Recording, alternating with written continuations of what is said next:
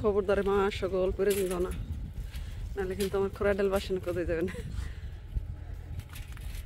কি গাইছে রে এখন দুধের এটা না ভালো জায়গায় নামাই করে দিব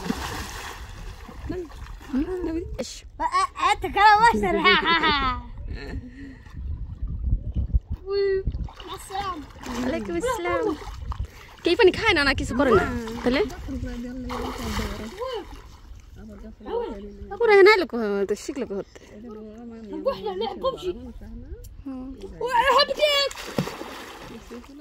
আসসালামু আলাইকুম। এই আপনার সব অনেক ভালো আছেন? আলহামদুলিল্লাহ অনেক ভালো আছি। মা হচ্ছে আমার জামা কাপড়গুলো ধুয়ে পরে বাইরে মিলছিল, একদম বাংলাদেশের মতো ফিল আসতেছে।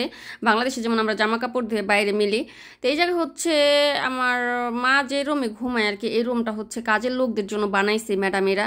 এই জায়গায় মা আর মার ম্যাডামের হয়েছে ছেলের আর একটা কাজের লোক আছে আমার কল্পনা আন্টি, তো উনিও ঘুমায়। তো এই জায়গায় হচ্ছে আমার জামা কাপড় টাপড় সব কিছু রাখছি, এক বেডে আমি শুয়েছিলাম আর মা ঘুমাইছিল।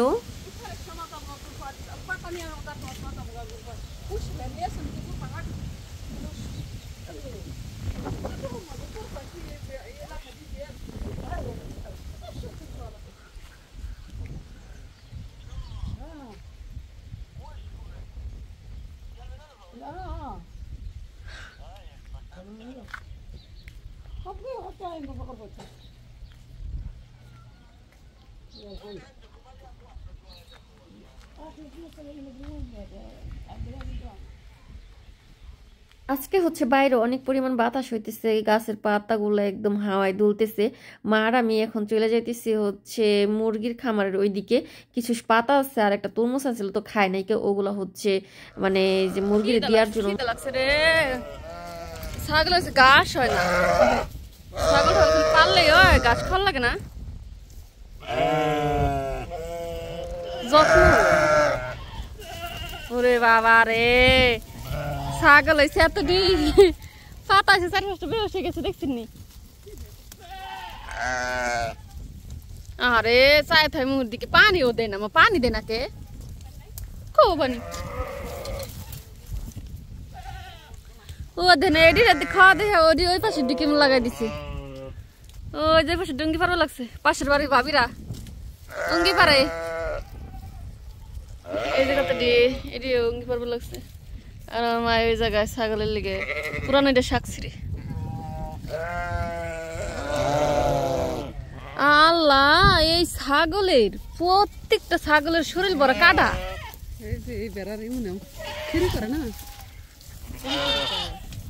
ও দেন ওই যে ওটি ডাক্তার লাগছে, খাও না না না। এই যদি গাছ কাজ দেখছি কতটি গাছ দেয় না কেতালে।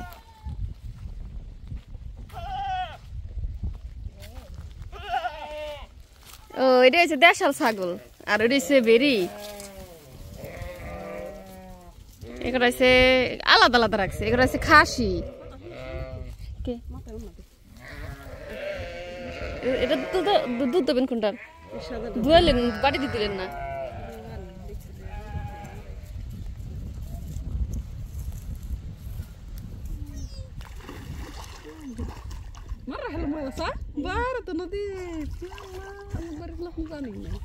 এটা কাগো পানি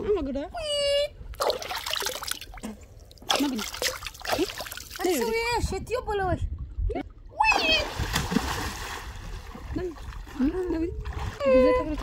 ঠান্ডা লাগবে না, কালকাশ পানি। হ্যাঁ বাংলাদেশ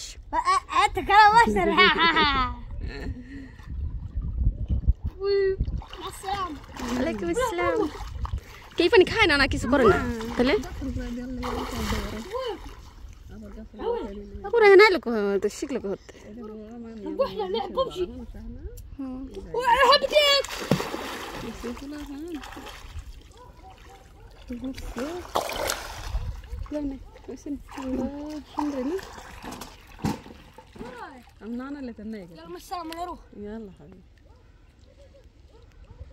مين هادي كمان؟ ما انتو كمان خصوصي ডরালো নি। হ্যাঁ মনে করছে ভিডিও করবে, তো আবার রাগ ঠাক করে ইয়ালো গাবলা এখন থুই দেখো ছাগল ধরা লাগবো যাইতে।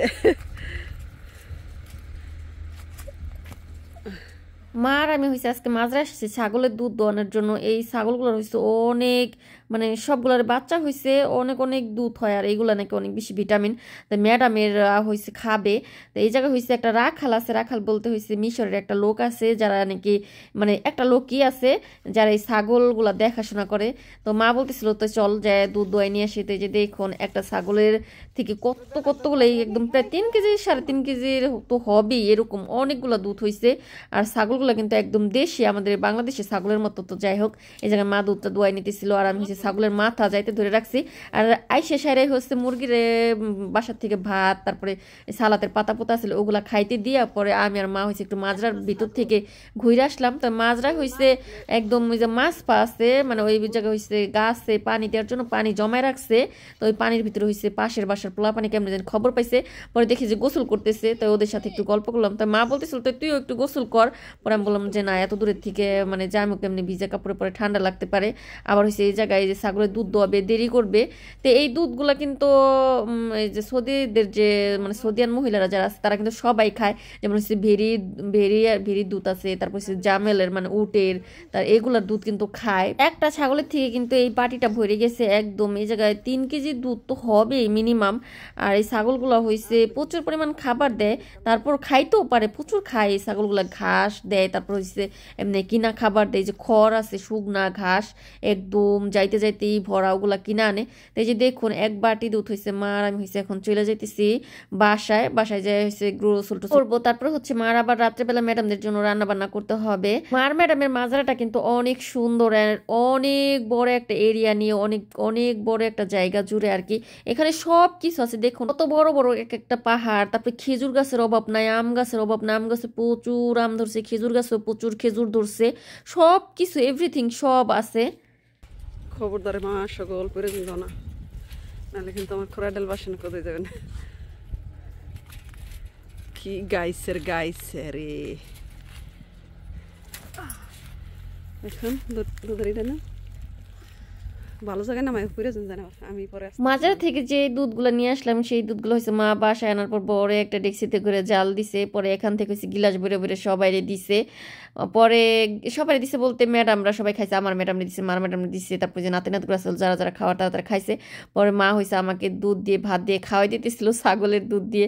তো অনেক দিন যাবত হচ্ছে দুধ দিয়ে ভাত খাই না। পরে মা বললো যে তাই খাইতে চাস না, তো আমি নিজে হাতে খাওয়াই দিই। তো মা হয়েছে বেশি বেশি করে মুখের ভিতরে ঠুইসে পড়তেছিল, মানে বেশি করে দিতেছিল। আমি বেশি একটা খাইতে চাই না, তো এই জন্য আর কি পরে আমার কেমন যেন একটু গা গুলাই আসছে, মানে বমি বমি পাইছে। পরে মা বলতেছে দুধগুলো একটু চুমুক দিয়ে খা, হয়তো বা ভাত গালার ভিতরে আটকে গেছে। পরে হয়েছে এই জায়গায় আমাদের জন্য রাত্রেবেলা রান্না করতেছিল, ম্যাডামদের জন্য হয়েছে ভাত রান্না করছে, মুরগি রান্না করছে, আর হয়েছে ঢেঁড়স দিয়ে মাংস দিয়ে তরকারি রান্না করছে। আর আমাদের জন্য মা পাঙ্গাস মাছ রান্না করতেছিল। আর পাঙ্গাস মাছগুলো হয়েছে মা একদম স্লিক দিয়ে ডলতে ডলতে ডলতে ডলতে সাদা দবদবা বানাই ফেলছে। আর আজকে হচ্ছে আমরা 3 জন মানুষ আছি, কারণ কল্পনা আন্টি আছে ম্যাডামের মেজো ছেলের হচ্ছে বাসায় কাজ করে, তো উনিও আসছে আজকে।